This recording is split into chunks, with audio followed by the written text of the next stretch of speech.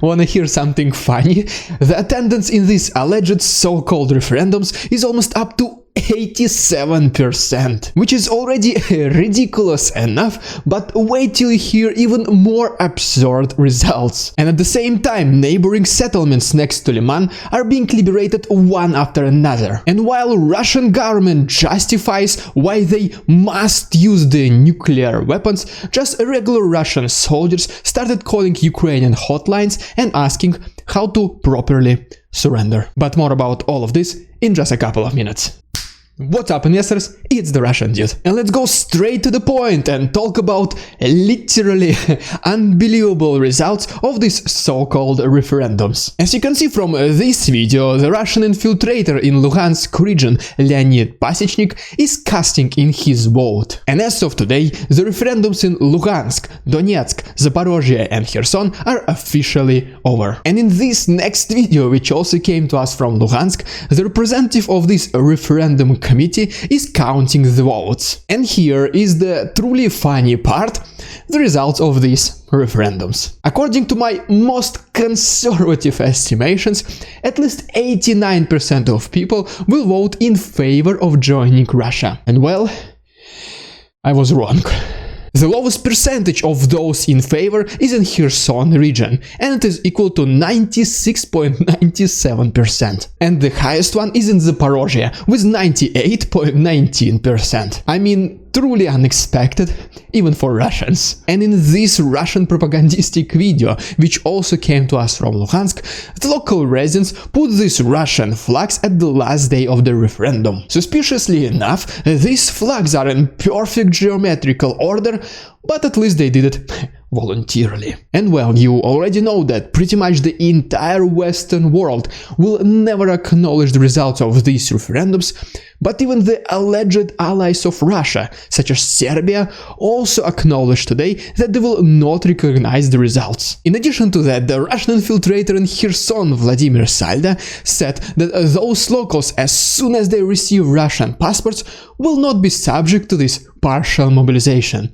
Not yet. And to sum up this section of the video, here is the map of the new proposed region of Russia, Crimea Oblast. And as you can see, it pretty much consists of all these territories where referendums just happened, plus, suspiciously enough, some other territories. Alright, and before we talk about the ongoing encirclement of Lyman, please allow me to quickly show you just several videos from the south. And while I'm going there, please consider liking this video and subscribing to my channel if you like this style of daily updating. Alright, so in this first video, which came to us from Odessa, we can see that Russia again started using these kamikaze drones. And then we move to Melitopol. And as you can see right here, a car has been exploded. But so far, no news about Russian infiltrators being eliminated. And finally, as you can see from this video, the local residents of Zaporozhye said that they heard at least 10 explosions this night. Alright, and now let's talk about the second major part of the video,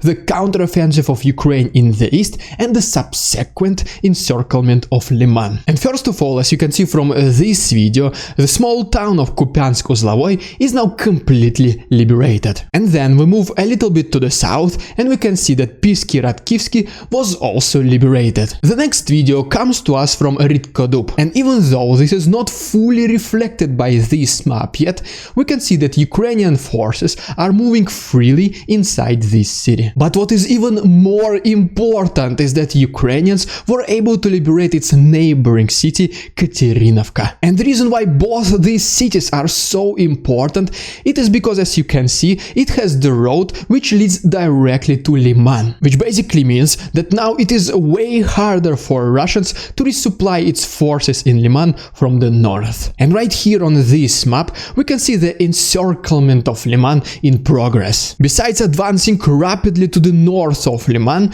Ukrainians also started their movement to the east of this city. And it basically means, in my honest expectation, that Lyman will be liberated completely by the end of this, maximum next week, with the next target for Ukrainians, as you already know, being Severodonetsk, and Lysychansk. And by the way, I received an incredible feedback from some of you who saw this 10-minute documentary about the liberation of Balaklia. This documentary mainly consists of the first-person footage of the combat actions. And if you still want to see it in addition to all the other footage from today's episode, please consider checking my Patreon. The proceeds will be donated to Ukraine, and you can find all the useful links down below. Alright, and now let's really quick talk about this mobilization in Russia and the protests. And believe me, there are things worth hearing. So in this first video, we can see that the protests around Russia, they start to kinda gain the momentum. And the leading region for such protests remains the same, which is Dagestan,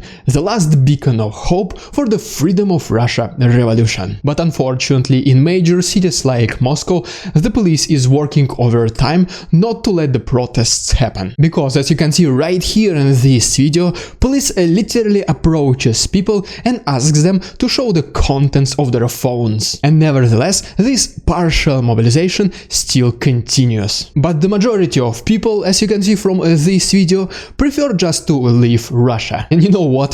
This is really ridiculous. The Ministry of Defense of Russia acknowledged that they will install the temporarily military enlistment office next to the border with Russia and Georgia, so that those eligible Russian men who are trying to cross the border can be awarded with the military summons. In addition to that, Russia indirectly makes it very hard to even leave your city. For example, in this video we can see a lot of people trying to get into Pulkovo airport in Moscow. And the reason for this mass of people, it is because Russia wants to conveniently close this section of the road leading to the airport starting on September 29th all the way to October 20th. And the reason for this closure is the alleged maintenance and construction. Alright, and before we talk about Russia justifying why they have to use the nuclear weapons, here are some videos of mobilization that Russian propaganda wants you to see versus videos that they don't want you to see. Right here, for example, is your perfect propaganda video about the mobilization. Because we can see a convoy of dozens of buses